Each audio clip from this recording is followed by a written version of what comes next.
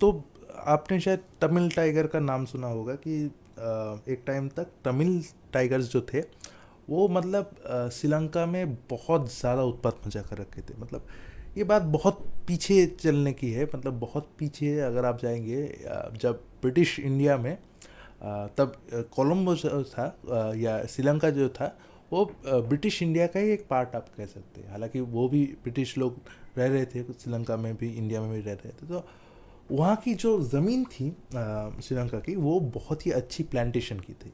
Plantation यानी rubber हो सकता है, प्लांटेशन आप बोल सकते हैं, चाय के बागान हो सकते हैं, कॉफ़ी हो सकते हैं। तो उन सब प्लांटेशन के लिए उन्होंने भारत से जो है मज़दूर उठाकर श्रीलंका ने ट्रांसपोर्ट करना शुरू कर दिया।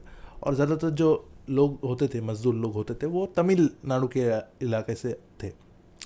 तो उन्होंने वहाँ पर ब्रिटिशर्स ने वहाँ पर लाकर उनको बैठा दिया। अभी जो वो जो लोग थे वो ब्रिटिशर्स के ज़्यादा करीब थे टेक्निकली।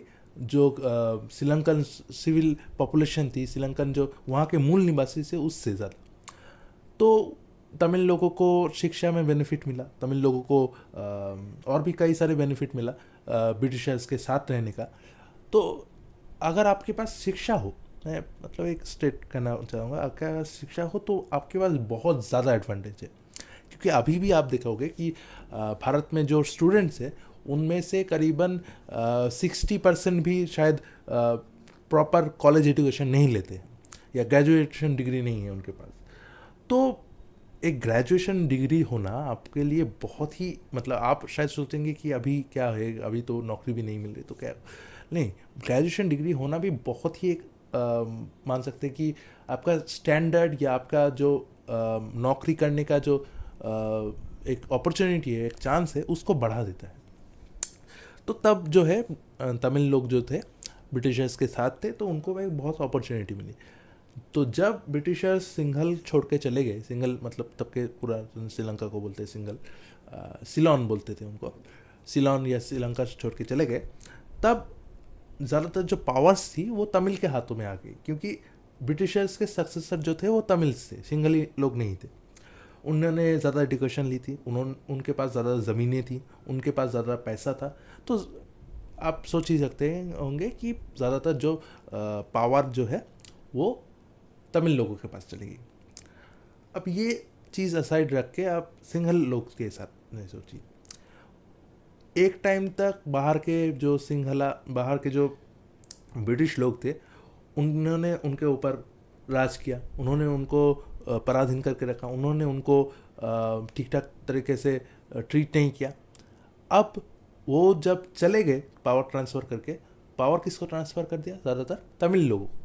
सरकारी चाकरी बोल लीजिए, सरकारी कोई भी डिमांड बोल लीजिए, कोई भी जॉब अपॉर्चुनिटी बोल लीजिए, सभी बड़े बड़े जगह पे सिंघला लोगों के लिए कुछ सीटें रिजर्व थी, पर ज़्यादातर जो पास होते थे वो तमिल लोग थे।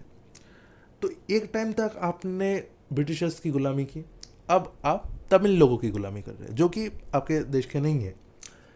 तो उनके अंदर एक गुस्सा धीरे धीरे फैलने लगा और हायर नेशनलिज्म की भावना धीरे धीरे जागने लगी कि इन तमिल लोगों को हटाओ यहाँ से, इन तमिल लोगों को नौकरी से निकालो। श्रीलंका जो है सिंघली पॉपुलेशन की ज़मीन है। और एक और बात थी कि तमिल लोग जो ज़्यादातर थे वो हिंदू धर्म को फॉलो करते थे। हिंदू या जो तमिलनाडु के आसपास जो थे वहाँ पर जो बोल सकते कि लोकल रिलीजन, उसको फॉलो करते थे। सिंहला जो लोग थे ज़्यादातर हीनयान बुद्धिज़्म को फॉलो करते थे। तो वहाँ पर एक रिलीजियस एंगल भी आ गया। अब उनके ऊपर जो है धीरे धीरे करके सिंघला लोगों ने तमिल के लोगों के ऊपर धीरे धीरे करके दबाव बनाना शुरू कर दिया। पहले उन्होंने रिजर्वेशन को हटाया, तमिल के लोगों के लिए जो रिजर्वेशन एक कोटा था उसको हटाया और पूरी तरह से सिंघला पॉपुलेशन को एक मौका दे दिया कि अभी जो है सिंघला पॉपुलेशन को ज़्यादा रिजर्वेशन मिलेगी, तमिल पॉपुलेशन को उतना नहीं मिलेगा। तो सरकारी नौकरी में जो एक कोटा था वो हट गया। अब जो है उनको धीरे धीरे स्कूल से निकालना शुरू हो गया। उनकी जो बस्ती थी, उनकी जो कॉलोनीज थी, उनको धीरे धीरे जलाना शुरू हो गया। दंगे धीरे धीरे भड़कना शुरू हो गए। श्रीलंका के जो तमिल पॉपुलेशन थे वो जाफना, उत्तरी श्रीलंका, इन जगह पर सीमित थे। तो उनके ऊपर धीरे धीरे अटैक होना शुरू हो गया। अब जब उनके ऊपर अटैक होने लगा तब तमिल लोग जो थे वो भी फाइट बैक करने लगे। अब तमिल लोग जब फाइट बैक करने लगे तब वहाँ के जब तमिलनाडु के जो चीफ मिनिस्टर थे उनके साथ सहानुभूति थी तमिल लोगों की, क्योंकि वो भी तमिल ये भी तमिल। और इंडियन गवर्नमेंट को उन्होंने रिक्वेस्ट किया, तब शायद करुणानिधि शायद सीएम थे उन्होंने, और शायद उसके पहले शायद एमजीआर सीएम थे तमिलनाडु के।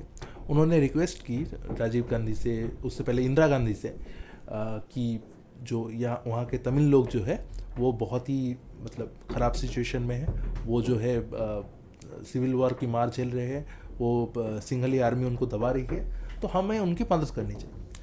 अब रॉ तब था रिसर्च एंड एनालिसिस विंग, जो कि इंडिया का सबसे बड़ा जासूसी खेमा माना जाता है। उन्होंने बोला कि ठीक है, लेकिन हम एक कोवर्ट ऑपरेशन करेंगे जिसमें हम सिर्फ तमिल लोगों को हथियार सप्लाई करेंगे।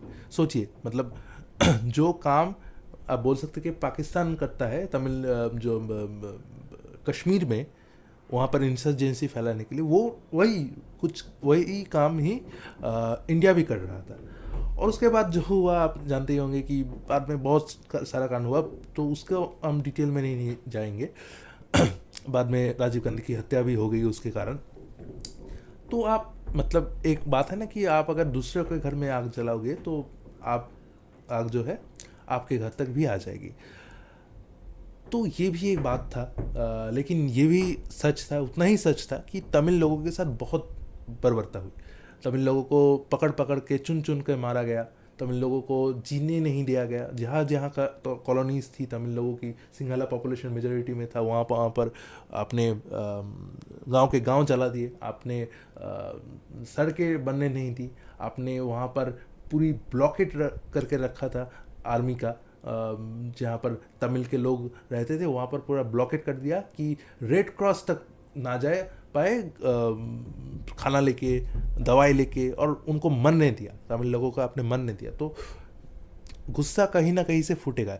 हम सोचते हैं कि ये अच्छा है, ये बुरा है, हम अच्छे हैं, वो बुरे हैं, तो हम हमेशा ही एक black and white scenario create कर देते हैं कि हम कभी ग्रेइश चीज़ों में ध्यान नहीं देते कि हो सकता है कि पहले का कुछ हुआ था इसके लिए वो बुरे होते हैं, क्योंकि इंसान जो है इनहेरेंटली जो है वो अच्छा ही होता है। आप देखेंगे कि ज़्यादातर टाइम पे अगर आप कहीं पर रास्ते पे जाएंगे, अगर आपको बहुत ही ज़्यादा ज़रूरत है 10 रुपए की, 20 रुपए की, तो ज़्यादातर चांस है कि आप अगर 10 लोगों से मांगेंगे, 10 में से 7 लोग आपको दे देंगे।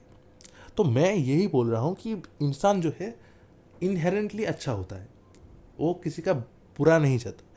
इंसान को बुरा या इंसान इतना खतरनाक जो है वो हालातों की वजह से बनता है। अमेरिका में ब्लैक्स के लिए क्राइम रेट बहुत ज़्यादा है, मतलब अगर आप ब्लैक कम्युनिटी में जाओगे तो वहाँ पर क्राइम रेट बहुत ज़्यादा है कंपेयर टू वाइट कम्युनिटी में।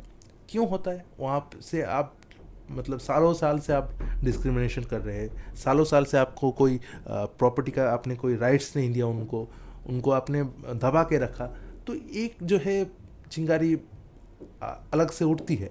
आपने स्कूलिंग नहीं दी, आपने उनको शोषण किया, आपने बिना वजह उनको जेल में रखा, उनके ऊपर शक किया, तो उनके पास अपॉर्चुनिटीज तो नहीं थी, तो उसके लिए ही वो दूसरे जगह से मनी अर्न करने की सोच रहे थे, क्योंकि इंसान को तो भूखा पेट नहीं रहना है, इंसान को तो कहीं ना कहीं से मनी जो है पैसा जो है वो अर्न करके अपना पेट तो पालना है। तो वही बात आती है यहाँ पर भी तमिल लोगों के साथ भी, कि आपने इतना जुल्म किया उनके साथ कि उनको एक टाइम पे हथियार उठाना ही पड़ा, और उसके लिए भारत ने साथ भी दिया था।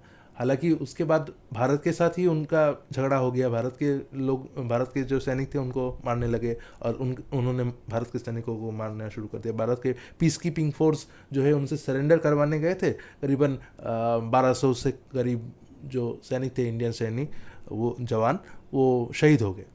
तो इंडिया का भी एक वियतनाम सिचुएशन हो गया वहाँ पर। तो यही बात है कि मैं बोलना चाहता हूँ कि तमिल लोगों का जो स्ट्रगल था, ना तो सिंघली लोगों ने समझा, और भारत ने जब समझकर मदद करने की कोशिश की तो उनके बीच कन्फ्यूजन हो गया।